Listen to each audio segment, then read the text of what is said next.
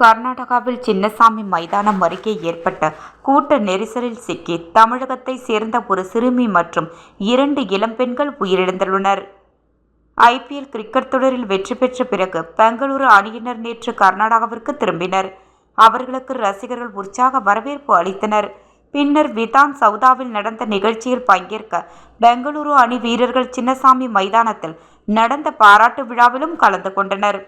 பெங்களூரு அணி வீரர்களை பார்ப்பதற்காக சின்னசாமி மைதானம் முன்பு ஆயிரக்கணக்கான மக்கள் திரண்டனர்.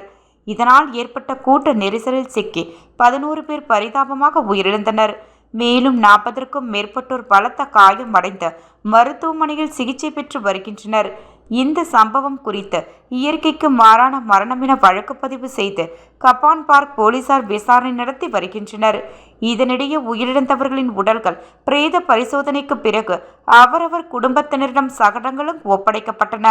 உயிரிழந்தவர்களின் விவரம் அடுத்தடுத்து வெளியாகி வரும் நிலையில் இந்த கோர சம்பவத்தில் தமிழகத்தை சேர்ந்த ஒரு சிறுமி மற்றும் 2 இளம்பெண்கள் உயிரிழந்திருப்பது தெரியவந்துள்ளது. திருப்பூரை சேர்ந்த காமாட்சி, அஷதா மற்றும் 9ஆம் வகுப்பு படிக்கும் சிறுமி திவ்யன்ஷி ஆகியோர் உயிரிழந்துள்ளனர்.